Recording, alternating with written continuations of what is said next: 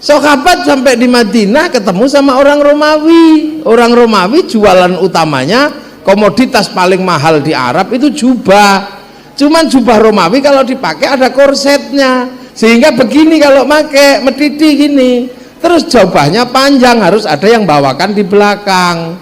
Lah akhirnya orang kalau pakai jubah Romawi itu sombong, maka disuruh motong sama Nabi. Disitulah awalnya isbal itu di situ. Makanya kiai nggak ribut isbal. Lah ini kadang orang itu ketemu setelah pisah, itu masih wal jamaahnya Rasulullah. Lah apalagi wal jamaahnya kayak kita ini. Setelah dari Makkah ketemu jamaah mana? Jamaah Persia. Orangnya menyembah api. Yang datang ke sana Sayyidina Ali. Ketemu orang Persia penyembah api. Sayyidina Ali nggak olok-olok. Sampai akhirnya Raja Majusi namanya Rustum tertarik dengan Sayyidina Ali, ngambil menantu Sayyidina Husain. Akhirnya Sayyidina Husain diambil menantu Raja Persia namanya Rustum itu. Lahir Sayyid Ali Zainal Abidin. Karena Sayyidina Husain menjadi menantu orang Persia, akhirnya orang Persia masuk Islam. Lah orang Persia itu menyembah api. Apinya ditaruh di bangunan tinggi namanya Manaro. Sebuah adaptasi Islam yang lahir di Arab diadaptasi oleh orang Lombok.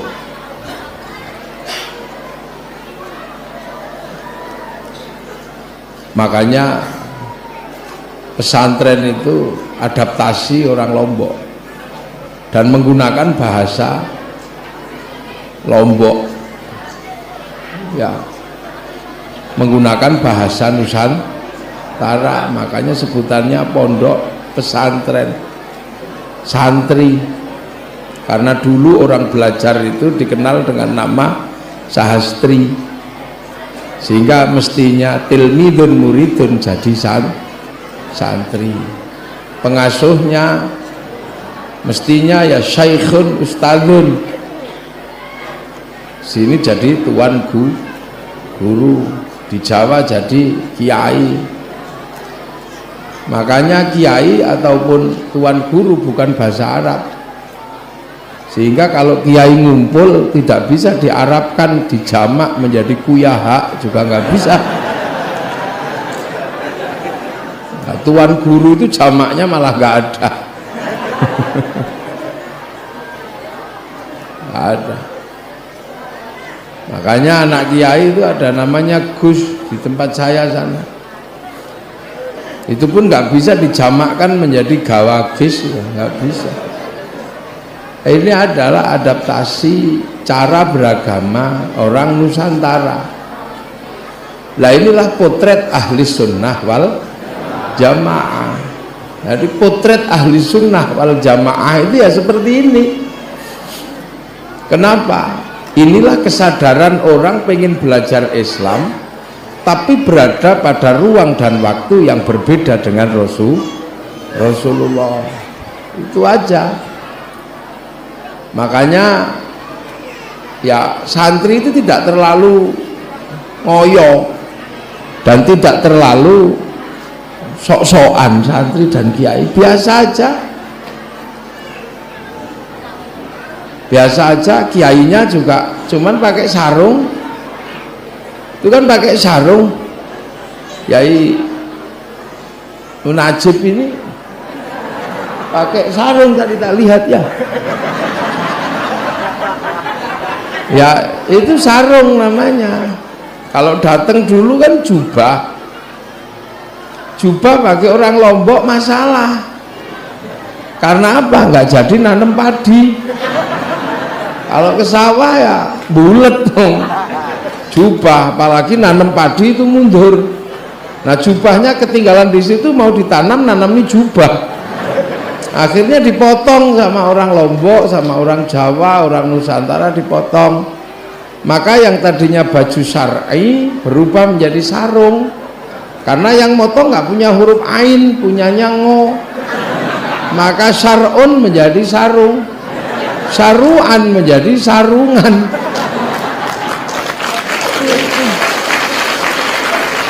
Ini cara orang sini. Akhirnya apa? mendapat kesempurnaan takbiratul ihram. Coba begini kita coba, ini kan terus dilinting ini. Nah, aurat laki-laki itu baina surrah warud, antara pusar sama lutut. Terus begitu dilinting lah, takbir itu di bawah dada, di atas perut. Begitu ada kelintingannya, nyantolnya gampang. Allahu Akbar, udah nyantol, nggak mungkin jatuh. Makanya kiai tahu kalau takbir nggak mungkin jatuh, maka takbirnya biasa aja, Allahu Akbar, nyantol. Nah, yang nggak punya sarung biasanya takut tangannya jatuh, maka dipegangi sampai sini, Allah Akbar.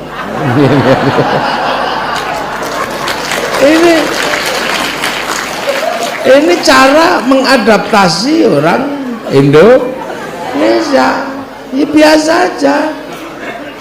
Jadi pesantren ini adalah prototipe Islam di Nusantara. Makanya warnanya beda, coraknya beda. Orang Arab jarang yang pakai peci. Kalau sholat gundulan itu aja biasa, karena orang Arab itu adalah rambutnya pendek, jenggotnya yang panjang. Nah, sini rata-rata madhabnya Syafi'i. Imam Syafi'i mensyaratkan orang sholat rambutnya tidak boleh menutupi wajah, maka biar nggak ketutup wajahnya ditarik ke belakang. Nah, biar nggak ke depan, maka kemudian ada peci, ada iket, ada apa, blangkon, ya terserah mau pakai apa. Kalau nggak punya apa-apa, katok diwalik juga ada apa-apa.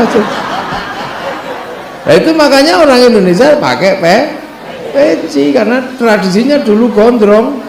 Saya begini. Ini asli, ini Indonesia itu panjang dulu rambutnya. Kalau yang pendek-pendek ini kan tradisi Eropa.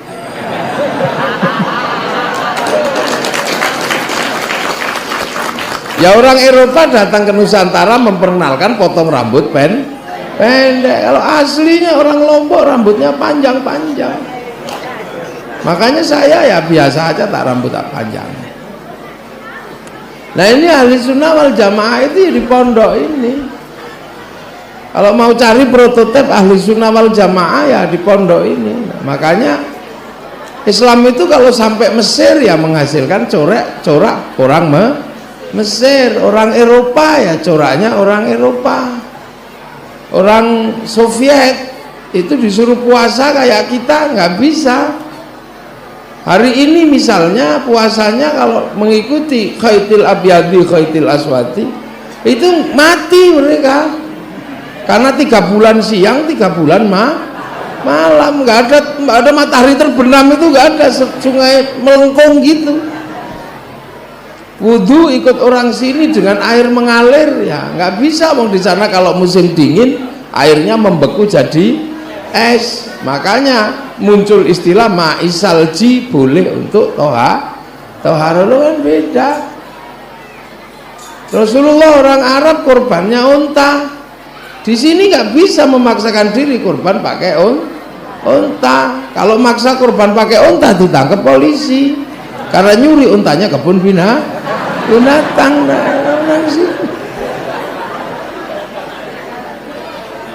Iya, makan di Arab pakai 3 jari karena kurma sama roti, dan makanan susah, maka jangan pakai jari banyak biar gak cepet habis.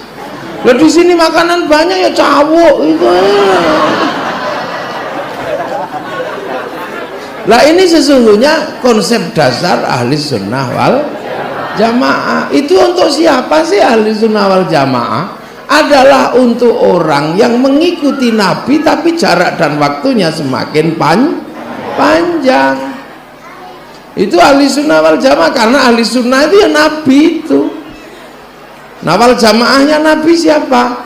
Ya sahabat, ya orang Arab. Makanya sahabat itu namanya Abu Bakar, Umar. Gak ada sahabat namanya Budi, itu gak ada. Nggak ada sahabat kok namanya Mas Nun, nggak ada.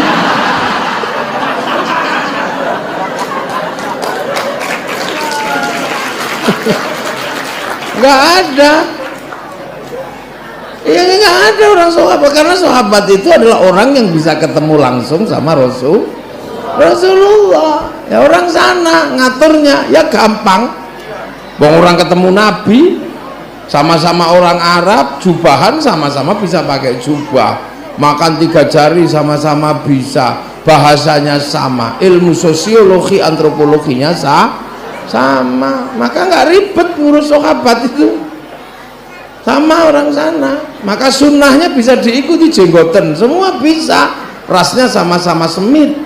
Yang ras mongoloid ya nggak bisa sama 12 gitu ya, nggak jadi jenggot, jadi akarnya gigi aja. Loh, ini sudah diatur oleh ulama pakai definisi besar namanya ahli sunnah wal jamaah.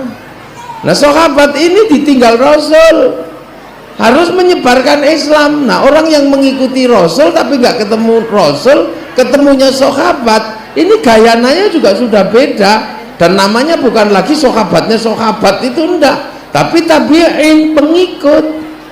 Nggak perlu cerewet, orang ngikut aja kok cerewet. Nah, orang yang pengen belajar lagi nggak ketemu sama sahabat, ketemunya tabi'in, namanya tabi'ut tabi'in. Ruang waktunya sudah beda lagi. Lah, orang yang ketemu tabi'ut tabi'in namanya tabi'ut tabi'in. Nah, orang Lombok Barat ini namanya apa? Ya orang Al-Halim ini namanya sudah tabi'ut. Oh, panjang itu sudah. Iya kan? Makanya terus ngikut Kiai Hashim, karena ada yang lain udah gitu, Kiai Hashim aja deh, Kiai Hashim. Lah Kiai Hashim itu juga tabe, ngikut sama namanya Kiai Khalil, Kiai Soleh dan Kiai Asy'ari. Lah Kiai Asy'ari ini juga tabe kepada gurunya namanya Kiai Khairon, Bagareng namanya. Bakhairan ini ittiba juga sama namanya gurunya namanya Kiai Abdul Wahid. Ya Abdul Wahid nggak ketemunya cuma sama Kiai Abdul Halim di Boyolali sana. Mbak Abdul Halim itu muridnya Kiai Sufyan, orang Tuban. Kiai Sufyan ketemu sama gurunya namanya Kiai Jabar. Kiai Jabar ketemu sama gurunya Kiai Abdurrahman Lasem. Mbak Abdurrahman ketemu gurunya namanya Mbak Abdul Halim Benowo. Mbah Benowo ketemu gurunya namanya Mbah Sunan Geseng. Sunan Geseng ketemu gurunya namanya Sunan Kalijogo. Sunan Kalijogo ketemu gurunya namanya Sunan Bonang. Sunan Bonang ngerti Islam, diajari gurunya namanya Sunan Ampel. Sunan Ampel diajari gurunya namanya Mbah Ibrahim Asmoro Kondi. Mbah Ibrahim ketemu gurunya namanya Sayyid Jamaluddin Al-Husaini Al-Kabir, yang orang sana nyebutnya Syekh Jumadil Kubro. Nah, ini ketemu gurunya Sayyid Muhammad. Sayyid Muhammad belajar kepada Sayyid Ahmad Jalaluddin di Campa. Ini muridnya Sayyid Abdul Malik. Sayyid Abdul Malik muridnya Sayyid Alawi Amil Faqih. Ini muridnya Sayyid Ahmad Sokhib Mirbat. Muridnya Sayyid Ali Khalid Qasam. Muridnya Sayyid Alwi, muridnya Sayyid Muhammad, muridnya Sayyid Alwi, murid Sayyid Ahmad Al-Muhajir, murid Sayyid Aisyah, murid Sayyid Ubaidillah, murid Sayyid Muhammad. Baru ini muridnya Sayyid Ali Uraidi. Sayyid Ali Uraidi muridnya Sayyid Ja'far Shadiq. Sayyid Shadiq muridnya Sayyid Bakir. Sayyid Bakir muridnya Sayyid Ali Zainal Abidin. Ini baru muridnya Sayyidina Hasan Husain. Sayyidina Hasan Husain belajar pada Sayyidina Ali. Lah ini yang mondok langsung di tempat Rasulullah Muhammad Sallallahu Alaihi Wasallam. Nah, ini yang namanya ahli sunnah wal jamaah. Makanya wal jamaah ini beda. Nah ini, lah pesantren ini di Al-Halim ini wal jamaahnya orang Lombok yang hidungnya pesek. Ya sudah. Ini dipegang betul, makanya punya prototipe yang beda. Coba ayo kita contoh satu-satu. Rasulullah pegangannya apa? Quran diturunkan ke Rasulullah berangsur-angsur, terus diajarkan sama sahabat. Selama 22 tahun sahabat itu dengernya gantian, akhirnya sahabat itu hafal. Karena sahabat itu hafal, maka Rasulullah tidak nulis Quran. Hafal kok, ngapain nulis? Dan sahabat kan nggak perlu baca Quran. Saya pun kalau seandainya sahabat nggak perlu baca Quran, ngapain baca? Wong ketemu Quran yang jalan-jalan. Rasulullah itu kan Quran urip, itu Quran hidup. Ngapain kita repot-repot baca Quran? Wong Quran hidupnya masih ada. Nah, makanya sahabat juga nggak perlu ribet-ribet nulis Quran. Ada apa-apa nanya Rasul. Rasul apa? Tadi aku di laut itu 2 teman ribut ini apa? Saya wudhu pakai air asin, boleh enggak? Boleh. Oh, boleh gitu. Ya enak, zaman Rasul kan nggak ribet. Nggak ribet. Ada 2 orang kangen, ya Rasul apa? Aku kangen. Kangen kenapa? Udah 2 minggu nggak ketemu engkau ya Rasul, aku rindu. Sauban itu nggak ketemu engkau selama 1 minggu, turun 3 kilo. Lah terus aku punya pujian cinta padamu ya Rasul. Mana? Ini. Yang satu bilang aku dulu ya. Ya udah aku dulu. Assalamualaikum, assalamualaikum zainal anbiya. Assalamualaikum. Yang satu gantian aku. Anta syamsun, anta badrun, anta nurun fauqa nur, anta iksir wa ghali, anta misbahus sudur. Rasulnya udah terima kasih, ini ambil ini serbanku nyoh. Dikasihlah selimut luriknya Rasulullah, namanya selimut lurik itu bahasa Arabnya burdah, nyoh gitu. Saking senengnya anak keliling kampung. Enak sahabat itu, dikejar sama sahabat yang lain, kamu nyuri ya? Enggak lah, kok enggak, aku dikasih tadi. Gimana ceritanya? Enggak, aku muji-muji Rasul. Rasul enggak marah, malah seneng aku dikasih serbannya. Yakin? Sumpah itu lo yakin. Kalau enggak percaya besok yuk ke sana katanya. Akhirnya sekampung datang ke tempat Rasul, rombongan di tempat Rasul itu orang kampung macam-macam. Assalamualaikum. Tapi ada yang bawa kendang, bawa duf, tutang tung. Rame itu sahabat Ali masuk, asik juga ya. Sahabat Utsman ya asik juga. Sahabat Umar tahu-tahu masuk ngamuk. Apa ini jangtung, pusing aja ini. Kendangnya dibanting, bok, udah selesai. Gak ada yang berani. Nah, itulah makanya ada orang-orang yang mengharamkan terbang karena sahabat Umar banting terbang. Tapi ahli sunnah wal jamaah kan bisa voting. Rasulullah, Sayyidina Ali, Sayyidina Utsman nggak apa-apa. Yang nggak terima kan cuma 1 orang ini, Sayyidina Umar. Ya di voting aja 3 lawan 1.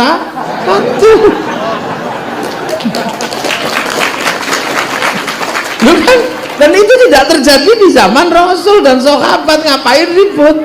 Mau nanya Sayyidina Umar takut ditempileng, ya nanya Sayyidina Ali. Selidik punya selidik. Sayyidina Umar memang galak orangnya, nggak suka nyanyian. Ya itu tadi diceritakan sama yang munajib. Sahabat Umar kalau baca Quran kan nggak ada yang berani denger. Bismillahirrahmanirrahim. Alhamdulillahirabbil alamin. Sayyidina Umar siapa yang berani denger? Kalau Sayyidina Ali lembut. Bismillahirrahmanirrahim.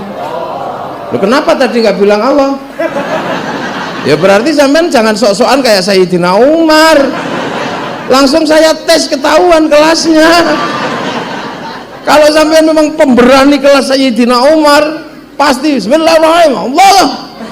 Bismillahirrahmanirrahim, Allah. Mesti itu bertanya diam. Berarti enggak, sampean jangan sok galak ya. Jangan sok galak, ketahuan kelasnya. Gembeng. Sayyidina Umar kalau khutbah pedangnya ditarik, itu yang berani nengok siapa yang nggak berani? Ya itu sahabat, dinamikanya indah. Jadi nggak ribet karena apa? Yang bilang begini tahu begini, yang belum tahu lengkap. Dipikir sahabat itu baik apa? Soleh semua. Ada juga yang nggak terlalu soleh. Senengannya tidur di masjid tapi nggak sholat, ada. Jadi bukan cuma orang Lombok yang ada sahabat. Loh, sahabat itu ada yang hobinya tidur di masjid tapi tidak sholat. Ya tidur aja, tapi kalau Nabi datang langsung bangun duluan, salaman, capcuk tidur lagi.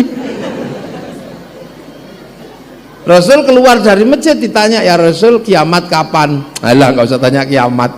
Kiamat itu pakai bekal ibadah lah. Tak lihat kamu tidur suluman salaman, bekalmu apa? Saya nggak pakai bekal ibadah ya Rasul. Bekalmu apa? Cinta sama engkau. Cinta dok? Iya. Nggak jalanin? Enggak. Cinta kan tidak harus memiliki ya Rasul. Ya ada. Ya sudah kalau gitu, begitu Rasul mau pergi ditarik lagi. Ya Rasul apa? Aku kan sudah jujur sama engkau. Jujur gimana? Ya tadi kan aku sudah bilang aku cinta sama engkau ya Rasul. Engkau cinta sama aku enggak? Ya iya wong kamu cinta sama aku ya aku cinta sama engkau. Nah kalau Rasul cinta sama aku kan nggak mungkin Rasul tega ninggal aku di neraka. Masa cinta kok ditinggal? Ya udah kamu nanti bareng sama aku di surga, man ahabbani kana ma'i fil jannah. Lah itu akhirnya yes, dia lari. Sayyidina Abu Bakar yang keki. Masa seneng tok masuk surga? Datang Sayyidina Abu Bakar ke Rasulullah, ya Rasul saya dengar loh tadi. Dengar apa ya Abu Bakar? Katanya seneng tok gitu masuk surga, nggak modal tadi itu. Bener itu? Iya bener. Nggak modal, cuman seneng tok salaman gitu. Iya. Seneng tok masuk surga ya Rasul. Iya Abu Bakar. Yes. Akhirnya Sayyidina Abu Bakar saking senengnya joget, berjoget sampai jubahnya berkembang melingkar gitu. Ini yang akhirnya jadi manhaj tarekohnya Sayyid Jalaluddin Rumi, namanya tarekoh Maulawiyah, yang akhirnya sekarang banyak dikenal dengan nama tari sufi. Itu dari situ. Biasa aja, sahabat itu enak. Jadi sampean jangan membayangkan zaman Rasul itu terus serem kayak orang sekarang gitu. Ini serem karena nggak tahu. Sahabat biasa aja, iseng gitu, biasa. Jadi banyak sekali keanehan sahabat itu, macam-macam. Nah kita ini kadang tahu ceritanya, ya silakan ambil yang mana. Quran zaman sahabat ya nggak ditulis dong, sahabat apal Quran, tapi sahabat begitu tinggal Rasul nulis Quran, tapi Qurannya sahabat ini Qurannya orang pinter, cuma lungkek-lungkek kayak cacing gitu aja. Maka tabi'in nggak bisa baca karena memang gitu. Akhirnya dititik-titik sama Abul Aswad Ad-Du'ali, nun titik atas bak titik bawah, tahun 65 Hijriah. Saubar lagi nggak bisa dibaca karena titik-titik doang nggak cukup. Maka 150 Hijriah dikasih harokat, dikasih syakal. Yang kasih syakal Syekh Khalil bin Ahmad Al-Farahidi. Disebar lagi yang baca Quran lidahnya macam-macam. Yang Andalusia wadduha jadinya wadduhe. Yang orang Turki mustaqim, yang orang Padang lakanui. Yang orang Jawa alhamdulillah kamdu, ya hayu ya qayyum, ya kayuku ya yumu. Rabbil alamin, rabbil ngalamin. Nggak punya dot, punyanya lo, maka Ramadan keluarnya Romlan. Nah orang Bali nggak bisa bilang tok, bilangnya tok. Sirotol ladina nam talim makedubi alaihim waladolin. Orang Lombok ya mirip sama orang Bali. Orang Bugis nggak bisa bilang ain, bilangnya jadi jadi en. Makanya alaihim Abdurrahman berdua mang itu Bugis. Mau kemana? Ke Ban. Ambil apa? Ngambil uan. Untuk apa? Bayar utang. Nah, itu maka disiplin ilmu baru harus lahir untuk menjembatani jamaah yang beda. Lahirlah satu disiplin ilmu namanya At-Tajwid fi Qiraatil Quran yang nulis Abu Ubay Qasim bin Salam. Baru setelah itu orang bertanya, lah Rasul dulu ngomong apa saja? Rasul ngomong begini, kata siapa? Kata ini dari mana? Dari ini, makanya ada an. Rasul ngapain? Nyuruh. Ya udah tulis deh, amarona Rasulullah sallallahu alaihi wasallam. Nah kamu dari mana? Rasul katanya begini, dari sini ngapain? Nggak bolehin, ngelarang. Ya tulis, nahana Rasulullah sallallahu alaihi wasallam angkada. Nah sampean, nah itu bareng Rasul katanya gitu. Dari mana? Apa? Kunna ma'a Rasulullah sallallahu alaihi wasallam naf'alu. Nah ini lihat cok, ya tulisan roa itu Rasulullah sallallahu alaihi wasallam yaf'alu. Nah ini denger cok, ya sami itu kola. Lo itu makanya anak panjang. Lo itu terjadi lah, makanya kemudian wal jamaah ini berbeda. Makanya jangan heran, Islam itu berbeda. Nabi di Makkah, di Madinah beda. Nabi di Arab nggak ketemu sama orang Cina, sahabat. Maka begitu Nabi Muhammad dan sahabat Ansor, sahabat Muhajirin pindah ke Madinah, kaget ketemu orang Cina. Ya Rasul, apa? Di Madinah ini ada orang kumisnya kiri kanan, jenggotnya 12, batuke botak, itu orang mana kira-kira ya? Oh itu Cina, itu bagus berdagangnya. Maka utlubul ilma walau bisin, carilah ilmu sampai ke negeri Cina. Akhirnya sahabat Sa'ad bin Abi Waqqas melakukan muhibah ke Cina, meninggal di Cina. Lah makanya Rasul sudah meramalkan ilmu sampai ke Cina. Jangan salahkan kalau hari ini Cina mampu mengalahkan Amerika, tapi pada saat yang sama di sini anti Cina. Lucu aja sampean itu. Cina padahal pakai peci buatan Cina. Yahudi pakai pesawat Yahudi. Kafir padahal ibu-ibu istri kita pakai bedak dari Perancis buatan orang Nasrani. Karena bedak Lombok Barat orang udah nggak mau, wong beras ditumbuk belonteng semua. Lah ini jadi wal jamaah beda. Sampai di Madinah kaget sahabat, ya Rasul apa? Ada penipu di Madinah. Penipu bagaimana? Orang kalau dagang curang. Oh itu Yahudi biasanya. Kamu kalau ketemu orang Yahudi cirinya 3. Walaupun tua rambutnya putih, walaupun tua giginya utuh, walaupun tua nggak punya jenggot. Kok bisa begitu ya Rasul? Ya itu orang Yahudi, iseng dia. Kan dulu umatnya Nabi Musa mau dicabut nyawanya sama malaikat Israel. Malaikat Israelnya ditempiling, tuak pecah kepalanya. Tapi karena malaikat yang balik lagi celing gitu. Sampean baca tafsir Ibnu Katsir, ada di situ. Lapor sama Allah, ya Allah itu siapa? Mau tak cabut nyawanya kok saya malah ditempiling. Oh jangan macam-macam orang itu Musa. Jangankan kamu, aku aja pernah ditantang sama dia.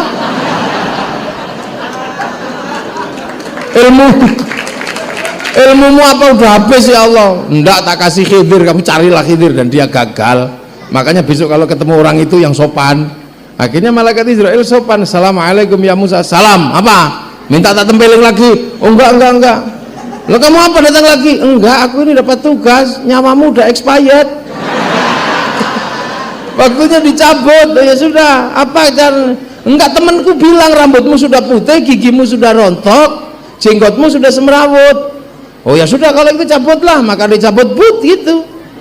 Lah umat Yahudi, umatnya Nabi Musa mikir, Nabi Musa dicabut nyawanya karena giginya rontok, rambutnya putih, jenggotnya semrawut. Maka akhirnya orang Yahudi punya kebiasaan nyemir rambut, memperbaiki gigi, nyukur jenggot supaya kalau malaikat Israel datang, oh belum waktunya, kan gitu maunya. Loh, maka sampai urusan lihyah zaman Rasulullah itu untuk menyelisihi orang Yahudi. Makanya ulama nggak ribet masalah jenggot. Ribut jenggot gara-gara Kiai Said mengatakan orang berjenggot panjang itu goblok. Ya memang iya.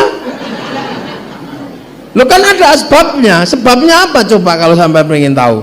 Di Jawa itu kan ada Wali Songo, penyebar Islam. Tiba-tiba ada orang mengatakan Wali Songo, nggak ada. Wali Songo fiktif, itu dongeng. Yang ngomong gitu namanya adalah Zainal Abidin, jenggotnya panjang segini.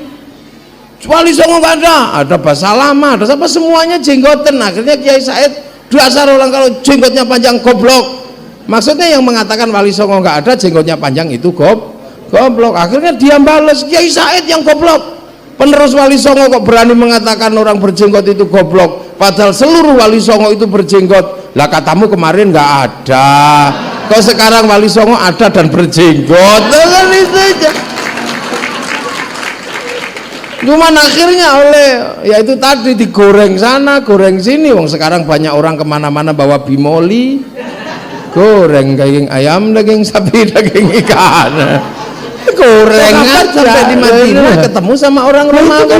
Orang Romawi jualan utamanya, komoditas paling mahal di Arab itu jubah. Cuman jubah Romawi kalau dipakai ada korsetnya, sehingga begini kalau pakai medidi gini, terus jubahnya panjang, harus ada yang bawakan di belakang. Lah akhirnya orang kalau pakai jubah Romawi itu sombong, maka disuruh motong sama Nabi. Disitulah awalnya isbal itu di situ. Makanya kiai nggak ribut isbal. Lah ini kadang orang itu ketemu setelah pisah, itu masih wal jamaahnya Rasul. Allah, apalagi wal jamaahnya kayak kita ini. Setelah dari Makkah ketemu jamaah mana? Jamaah Persia. Orangnya menyembah api. Yang datang ke sana Sayyidina Ali. Ketemu orang Persia penyembah api. Sayyidina Ali nggak olok-olok. Sampai akhirnya Raja Majusi namanya Rustum tertarik dengan Sayyidina Ali, ngambil menantu Sayyidina Husain. Akhirnya Sayyidina Husain diambil menantu Raja Persia namanya Rustum itu. Lahir Sayyid Ali Zainal Abidin. Karena Sayyidina Husain menjadi menantu orang Persia, akhirnya orang Persia masuk Islam. Lah orang Persia itu menyembah api, apinya ditaruh di bangunan tinggi namanya Manaro. Makanya begitu masuk Islam, apinya dibuang, Manaronya ditaruh di depan masjid. Akhirnya masjid Persia punya Manaro. Orang seluruh dunia Islam lihat Manaro depan masjid kok bagus, maka semua pengen bikin Manaro. Sampai Lombok namanya menara. Jadi Islam itu bertemu dengan budaya bangsa yang berbeda terus, bergerak, ketemu berbeda di sini, ketemu beda di sana. Lah sampai akhirnya ketemu dengan perbedaan itu di Indonesia. Karena apa? Karena di sana udah ruwetnya luar biasa. Islam di Arab sudah kacau, bunuh-bunuhan, palah udah remuk lah di sana. Sampai akhirnya cucu Rasulullah namanya Sayyid Ja'far Shadiq, putra Sayyid Bakir, cucu Sayyid Ali Zainal Abidin, putra Sayyidina Husain yang dibunuh di padang Karbala, pengen keluar dari Arab. Udah deh, aku pengen keluar aja dari sini, di sini sudah rusuh. Maka kemudian curhat sama kakeknya, Allahumma sholli ala Sayyidina Muhammad wa ashghilil zalimin bizzalimin wa akhrijna min bainihim salimin wa ala alihi wa sahbihi ajma'in. Itu kan curhatnya saya Ja'far Shadiq, pengen keluar, wa akhrijna min bainihim salimin. Makanya begitu ruwet kemarin ya kita baca sholawat asghil.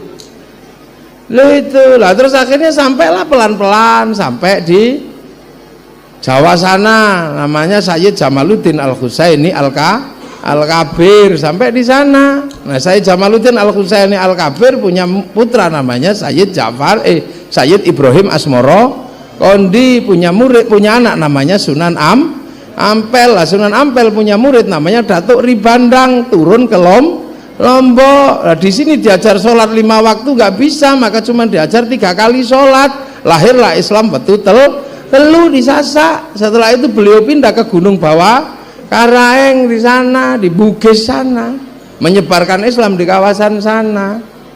Loh, makanya dulu di sini juga banyak orang alim. Karena apa? Kedatangan murid-murid para wali. Itu aja kok susah memahaminya. Nah, setelah Islam datang di sini, Nusantara sudah penuh kebaikan. Nusantara sudah penuh kebaikan sebagai sebuah negara, sebagai sebuah bangsa, sebagai sebuah keyakinan sudah lengkap di sini. Mau cari apa? Cari Tuhan sudah banyak di sini, hanya namanya beda. Sana Allah, sini Sang Hyang Widi. Apa sudah lengkap? Ceritani surga, orang Lombok juga nggak tertarik. Surga air banyak mengalir, di sini juga sudah mengalir di mana-mana. Jannatin tajri di sini sudah mengalir depan rumahnya masing-masing. Diceritani surga banyak buah-buahan, orang sini buah-buahan banyak. Di sawah cipluan juga banyak. Nggak tahu cipluan itu apa di sini namanya. Kelampoan banyak di sini. Diceritakan surga istri banyak itu seneng, sini istri satu aja pusing. Lah itu begitu masuk sini ketemu sebuah bangsa besar. Di sini dulu masuk kekuatan Majapahit, masuk wilayah Singasari udah mampu menaklukkan Mongolia, dan Islam tidak bisa bergerak dalam situasi seperti itu. Makanya ulama-ulama jago di sini.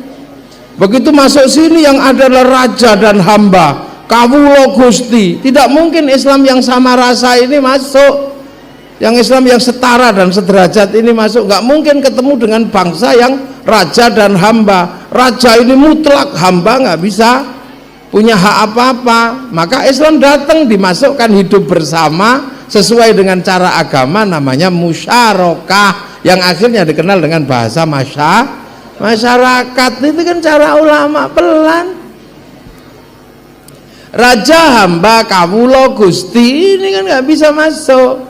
Maka kemudian orang kalau sudah di dalam musyarakah harus saling bertanggung jawab. Yang punya konsep manusia saling bertanggung jawab itu Rasul. Kullukum ra'in wa kullu mas'ulun an ra'iyati. Ra'iyah adalah orang yang saling bertanggung jawab. Maka raja dan hamba dilebur dalam konsep ra'iyah, maka seluruh penduduk musyarakah disebut ra'iyah atau rakyat. Dan satu-satunya bangsa Islam dunia yang sanggup mengambil kalimat ra'iyah untuk menyebut warga bangsanya hanya ulama Indonesia. Sederhana, ulama dulu nggak ribet. Nah, ra'iyah itu kalau ngumpul harus membicarakan nasibnya. Membicarakan nasib ra'iyah itu dalam Al-Quran disebut wasyawirhum fil amri. Maka ketemunya para ra'iyah membicarakan nasibnya disebut musyawarah. Lah kalau musyawarah jangan menang-menangan sendiri, harus saling bertoleransi. Maka kemudian Al-Quran menyebutkan tafassahu fil majalis fafassahu yafsakhil lah, maka orang bermusyawarah ruangnya disebut majelis. Nah, kalau mau ngangkat pemimpin harus standar wasi'a kursiyus sama, maka kedudukan seorang pemimpin harus disebut kursi. Lah bahasa-bahasa itu apakah bahasa-bahasa pertongkrongan? Bukan. Bahasa-bahasa itu akhirnya menjadi bahasa resmi Undang-Undang Dasar Negara Kesatuan Republik Indonesia. Jadi kamu mau cari negara prototipe Islam di mana lagi kalau tidak di Indonesia? Nah, itu ada di sini semua, cuman kita ini kadang nggak tahu itu.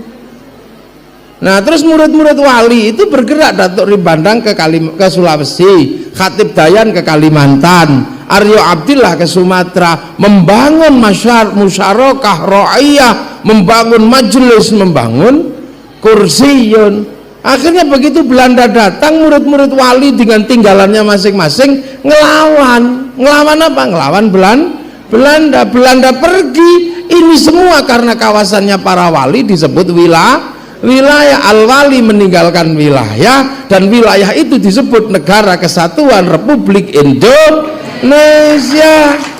Lah inilah makanya para santri mengatakan mempertahankan Islam adalah wajib, NKRI harga mati. Tinggalannya wali dua-duanya.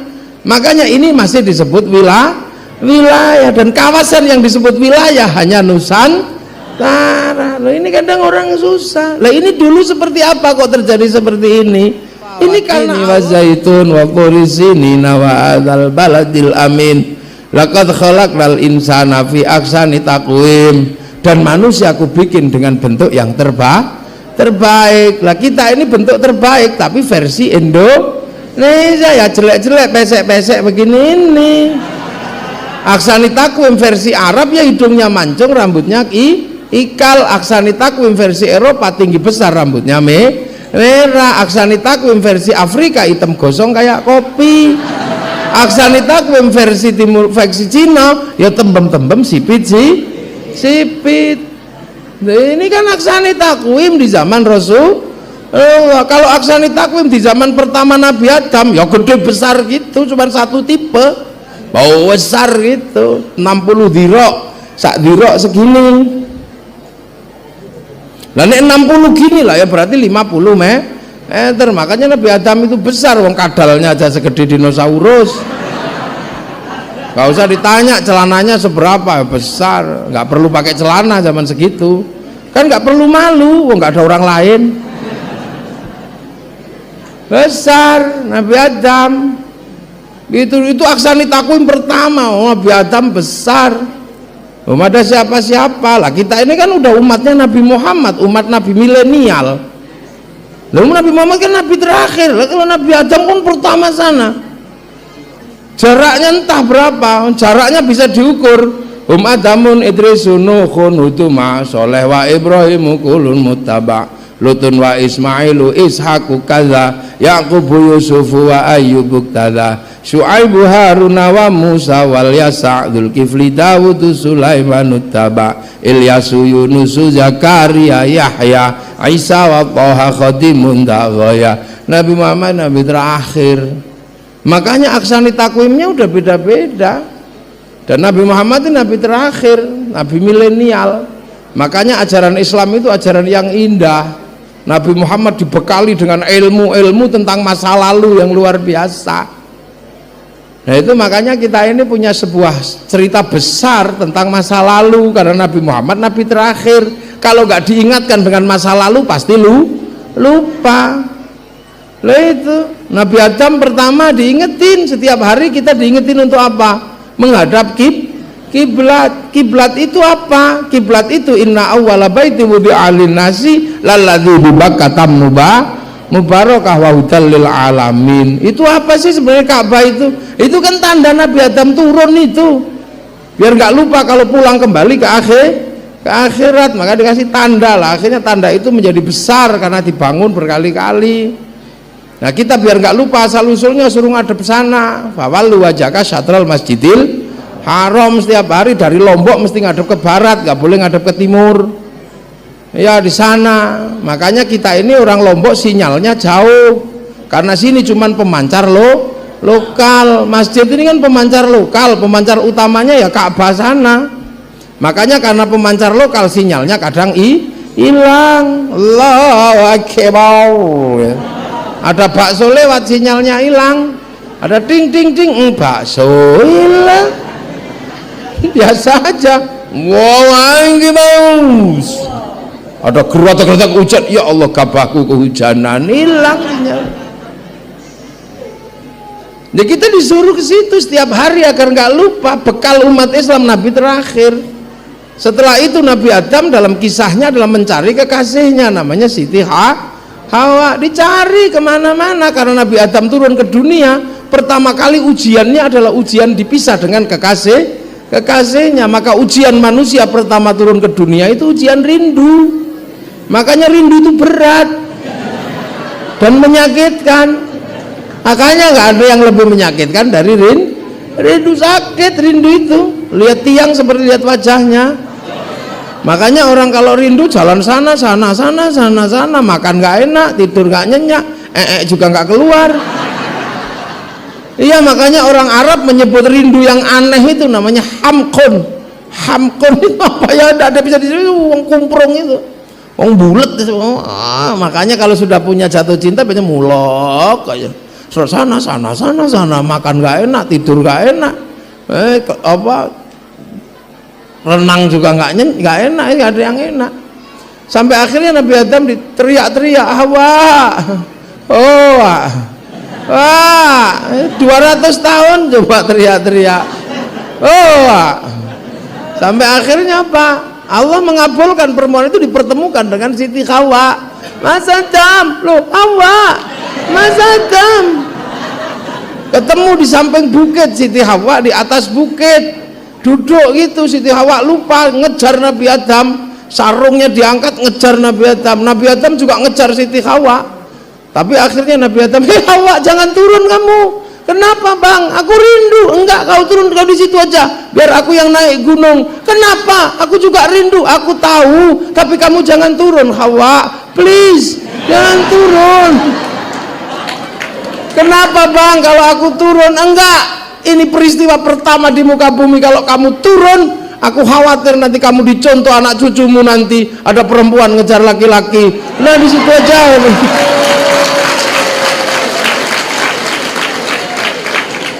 Akhirnya Nabi Adam naik, begitu naik ya pasti lari kan, saking hamko hamisi. Lo sampai di situ tabis berpelukan, nah sudah, lah itulah. Lah peristiwa itu dikasih tanda biar nggak dilupakan, namanya Jabal Rahmah itu. Dan kaum muslimin, Nabi Muhammad Nabi terakhir suruh nengok situ, namanya wukuf di Arafah, biar tahu kalau sini, oh iya ini ya asal usulnya manusia, biar nggak kaget ketemu orang Cina, biar nggak kaget ketemu orang Afrika, biar nggak kaget ketemu orang Arab. Karena apa? Umat Nabi Muhammad sudah waktunya ketemu. Kalau umat Nabi Ibrahim sih belum ketemu, umat Nabi Ibrahim belum ketemu sama orang Lombok, umat Nabi Nuh apalagi belum ketemu orang Lombok Barat. Maka waktu itu belum disuruh kenal mengenal, belum ketemu. Umat Nabi Musa belum ketemu, baru ketemu Filistin sama Mesir. Tapi umat Nabi Muhammad ini sudah ketemu, berbangsa-bangsanya sudah ketemu, makanya disuruh kenal mengenal, suruh waja'alnakum syu'uban wa qabaila lita'arafu. Makanya disuruh kamu harus saling mengerti. Karena apa? Kalian sudah ketemu.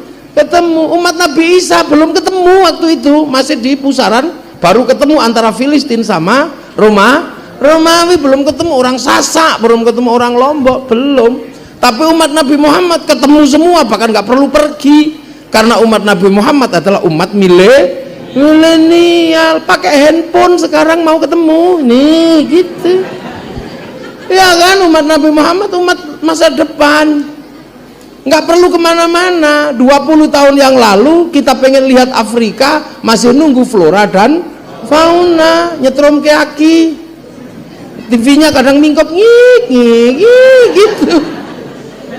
Umat Nabi Muhammad yang sekarang nggak perlu ke Afrika, kita nunggu flora dan fauna udah capek. Kadang yang keluar siarannya Harmoko, udah capek yang keluar siarannya Murdiono, itu lah. Ini makanya umat Nabi ketemu ya kan. Orang India tinggal nyari aja di situ, bokong India keluar. Teng kawin ada di situ, banser telanjang ada di situ semua. Lu itu coba ketika orang sudah ketemu seperti ini, kalau tidak dikatakan kamu harus saling mengenal, perang. Makanya orang Islam itu ketemu dengan siapapun tenang, karena sudah tengok Jabal Rahmah ini dari sini. Yang kemudian jadi Arab tetap cantik ganteng, aksani takwimnya Eropa, tinggi besar, rambutnya merah. Yang Cina tembem sipit. Kenapa? Allah yang ngatur. Yang ditaruh Arab nggak ada air, makanya dibikin cantik, dibikin ganteng, biar kalau nggak mandi tetap cantik, tetap ganteng. Kalau dibikin jelek kayak kita ya jelek nggak mandi. Aksani takwim Eropa dibikin tinggi besar, rambutnya merah, karena ada musim dingin. Kalau dibikin kecil kedinginan mati. Makanya dibikin besar. Wong di sana kalau dingin kan nggak ada mataharinya hilang, sinar ultravioletnya nggak menyentuh kulit, pigmen kulitnya hilang, berubah bintik-bintik kayak tokek. Makanya orang Eropa kalau musim dingin lari ke Lombok, disenggigi telanjang pada begini-begini. Itu bukan pornografi, itu berjemur. Sampean aja yang ngeres.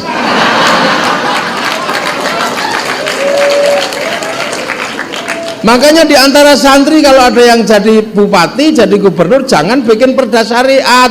Turis masuk ke Lombok harus pakai jilbab, ya hilang semua dari Lombok. Mereka sini mau berjemur. Orang Eropa kalau musim dingin nggak punya daun, rontok di musim gugur. Yang tidak rontok cuman cemara. Makanya bulan Desember hari Natal pakai daun cemara. Bukan saking hebatnya daun cemara, ya cuman itu aja yang nggak rontok di bulan Desember. Makanya Natal kalau asli Indonesia bisa daun mangga, bisa daun jambu, daun nangka. Makanya nggak usah emosi. Jangan kau tanam cemara di depan masjid kami. Itu pohon Kristen. Semenjak kapan pohon punya agama?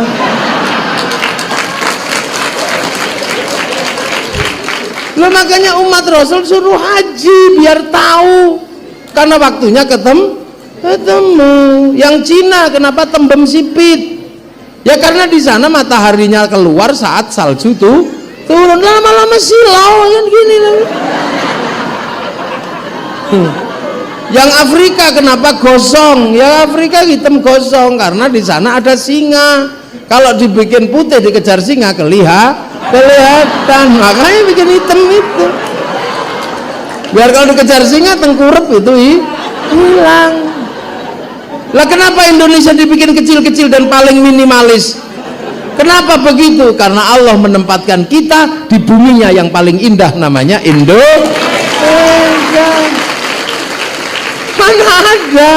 Mana ada negeri seindah kita? Gak ada, Mas. Saya ini Ibnu Battuta, tukang keliling dunia, apal saya. Saya ke negerinya Maria Mercedes, negeri telenovela di sana. Walah panasnya luar biasa, keringetan terus. Dan cantiknya orang Venezuela cuman sampai usia 30, lebih dari 30 udah sebesar kursi. Latar belakangnya segede ban truk, masa depannya segini udah. Nah, iya. Saya ke Siberia. Di mana? Di pojokan Soviet sana. Itu min 41. Itu dinginnya luar biasa. Kencing belum selesai sudah mampet. Pet gitu. Kemana-mana naik anjing. Anjingnya gede-gede gini, 6 anjing diseret apa narik kita itu. Anjingnya namanya Siberian Husky sama Alaskan Malamut. Orang Indonesia nggak ada yang punya. Yang punya cuman Pak Fadlizon, temennya Pak Prabowo. Iya kan, temannya Pak Prabowo itu, pendukungnya dari NTB.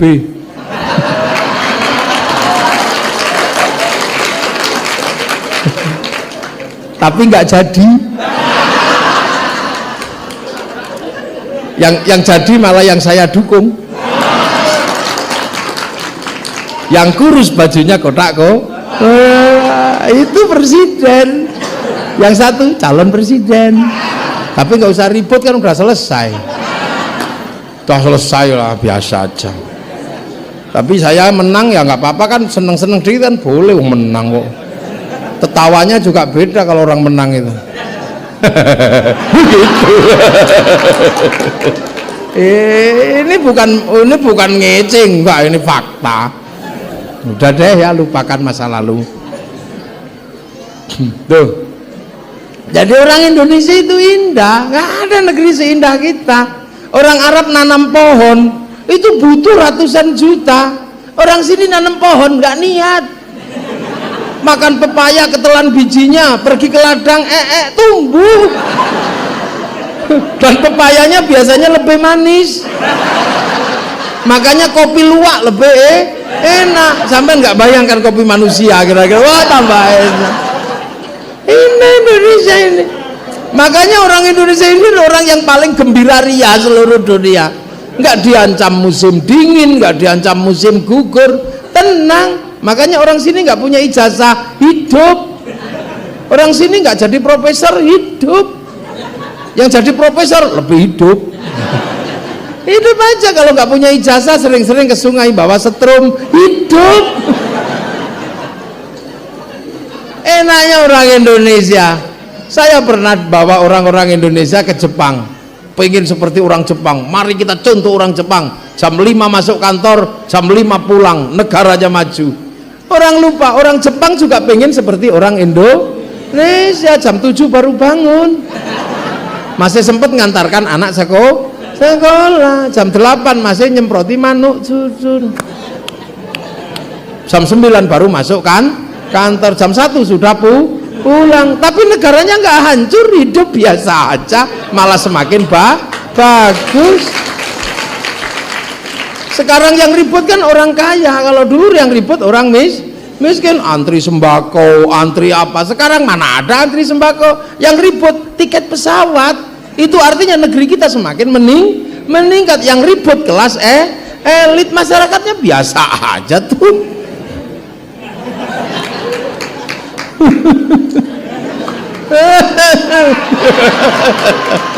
Lah ini apa?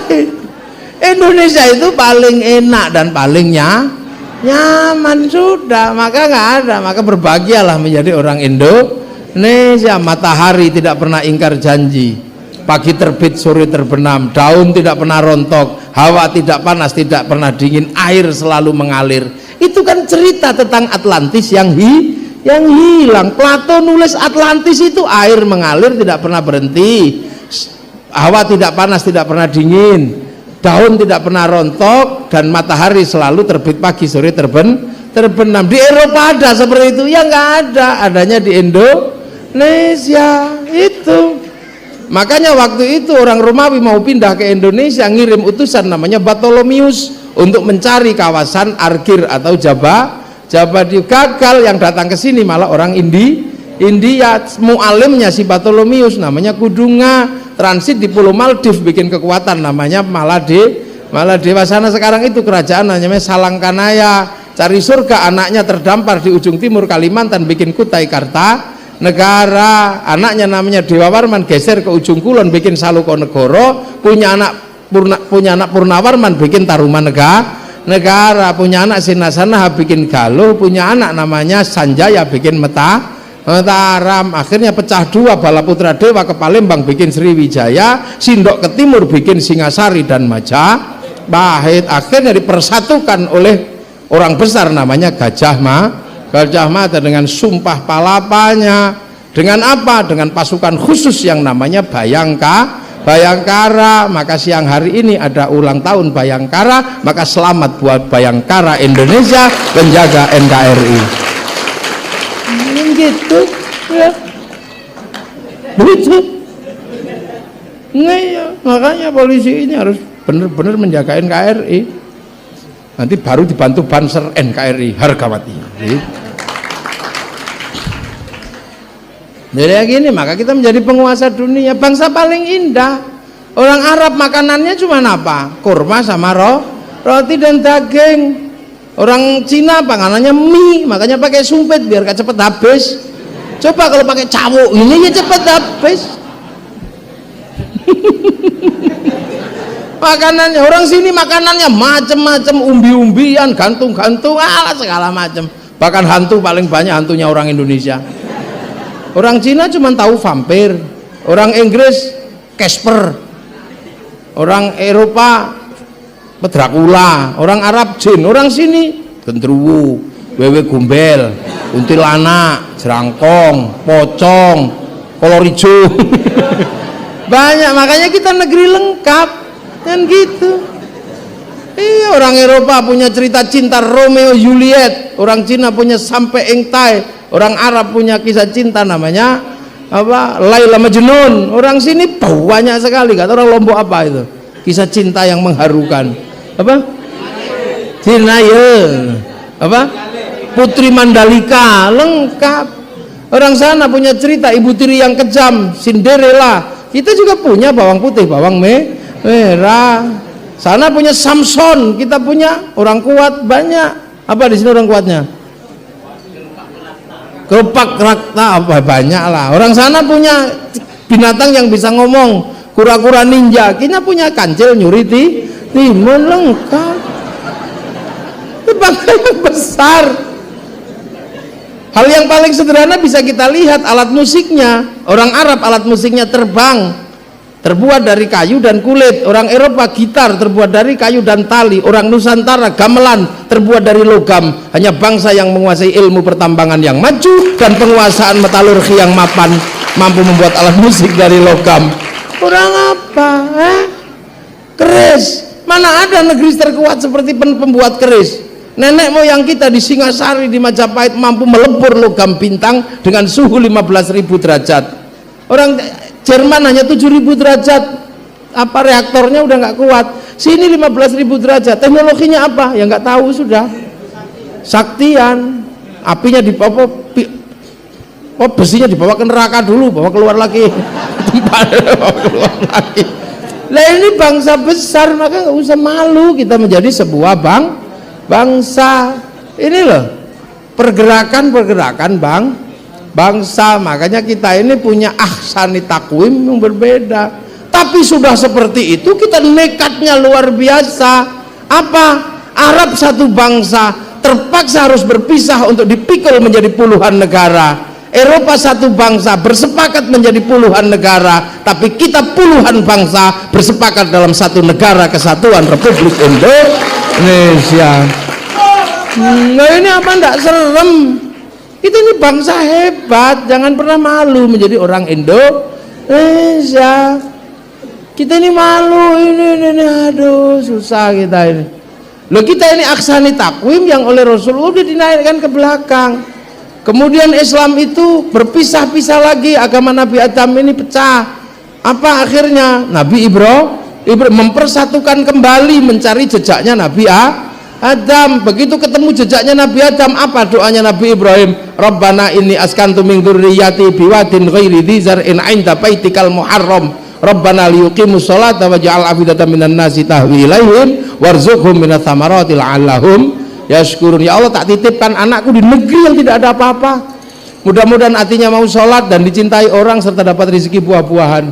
Wah, akhirnya semua trennya ke Nabi Ibrahim, sehingga Nabi Ibrahim terkenal di mana-mana. Orang Islam mengenal dengan nama Ibrahim, punya istri namanya Sarah.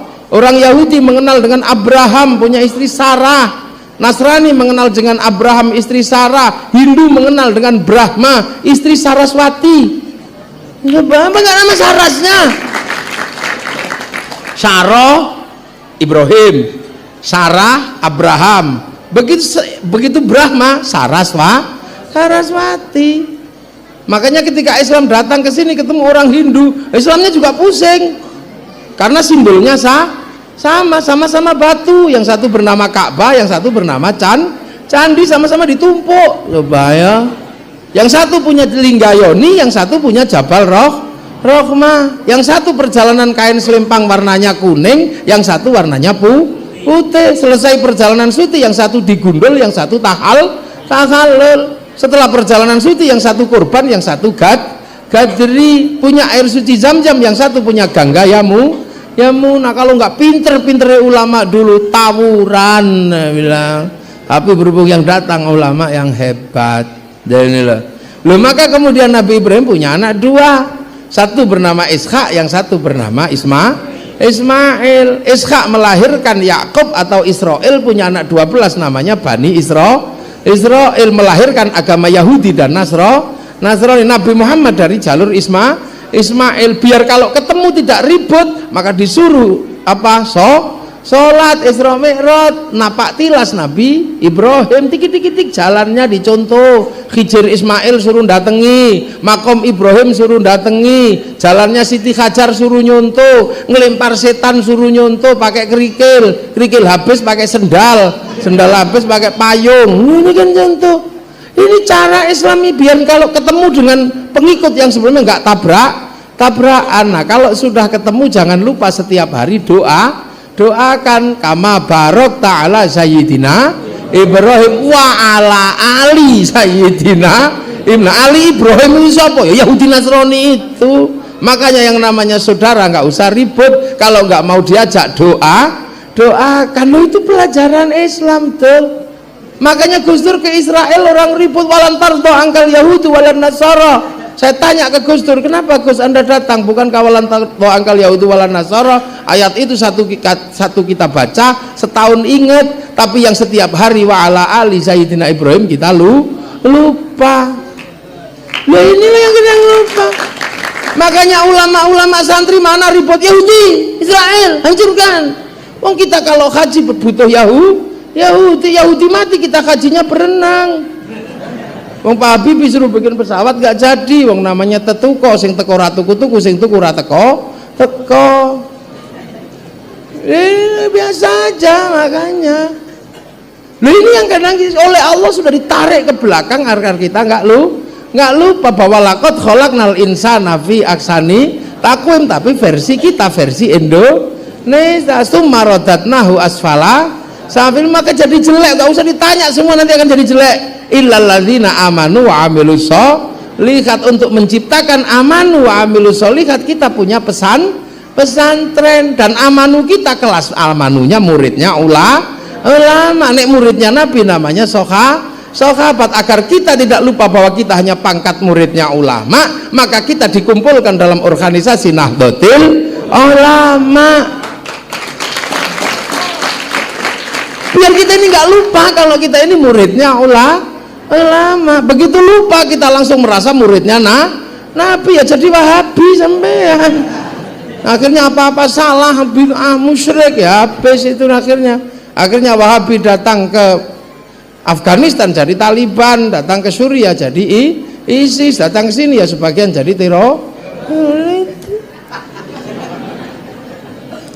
itu lupa pangkatnya, bahwa kita ini aman wa amilus solihat harus menggunakan standar aksani takwim Indonesia. Lah kenapa? Karena sudah disumpah oleh Allah, watin demi buah tin simbol Nabi Nuh, wa zaitun simbol Nabi Isa, Nabi Ibrahim, wa turi sinina simbol Nabi Musa, simbol Nabi Muhammad apa? Wa hadzal baladil amin, dan demi keamanan dan ketentraman sebuah bangsa dan negara.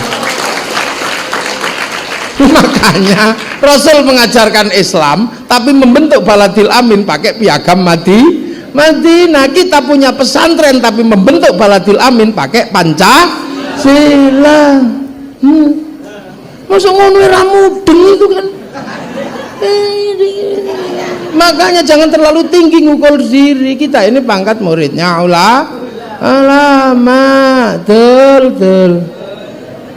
Maka santri biasa aja mengerti sekian perbedaan, nggak usah ribet. Makanya wal jamaah nak santri gayanya beda. Sholat duhur mestinya 11:30 karena masih di sawah, mundur sampai 1:30, nggak ada ribet. Allahu Akbar, Allahu Akbar.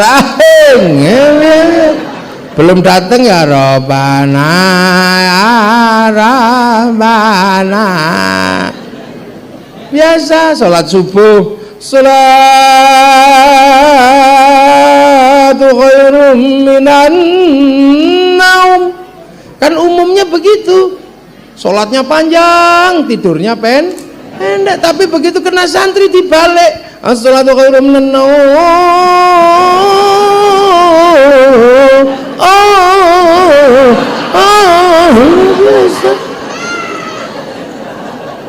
Loh, kalau sholatnya panjang tidurnya pendek itu bohong namanya. Maka sesuai kenyataan sholatnya pendek tidurnya yang panjang. Biasanya Allahu Akbar. Bismillahirrahmanirrahim. Bismi rabbikal a'la alladzi khalaqa fasawwa walladzi qaddara fahada. Lama ini. Ya udah akhirnya Bismillahirrahmanirrahim.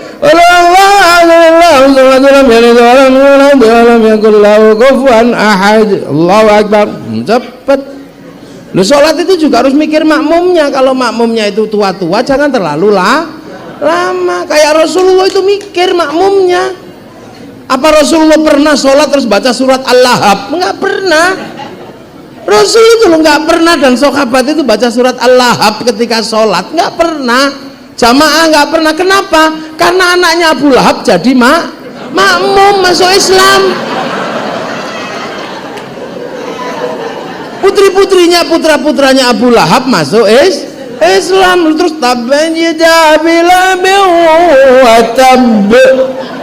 bapakku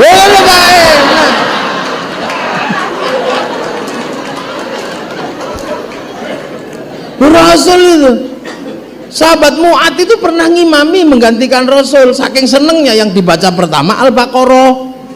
Demo setelah Isya ke Rasul, ya Rasul, Mu'ad geblek ya Rasul. Kenapa? Mosok ngimami pakai Al-Baqarah? Iya, apa? Mu'ad bener? Iya ya Rasul, saking senengnya. Jangan gitu, kepanjangan. Kulhu aja yang di belakang, ada yang mau ada yang mau apa? Loh, ini indah. Ini loh cara beragama ya man Rasul. Jadi kau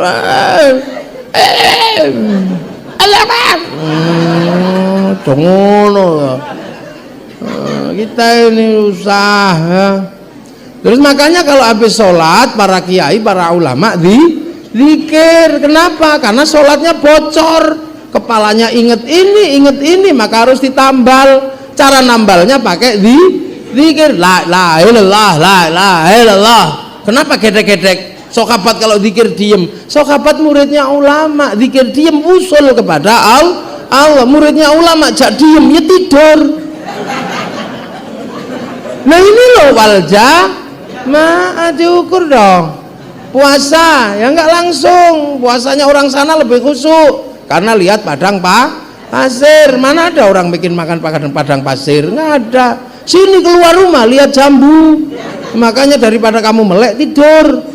Nanti karena disuruh tidur, dalilnya apa Kiai? Naumuso imin ibadah. Tidurnya orang puasa itu ibadah. Akhirnya tidur terus, kiainya sepi. Makanya kiainya ke pasar beli mercon. Akhirnya kalau bulan puasa dar. Maka Pak Polisi tolong bagi santri mercon itu perangkat ahli sunnah wal jamaah.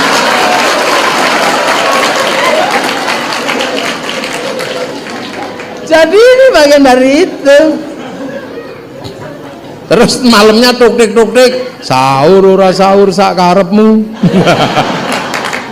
Itu Indonesia. Terus halal kayak sekarang, halal ini Indonesia. Itu saking senengnya orang Indonesia disuruh puasa ini kan menyenangkan.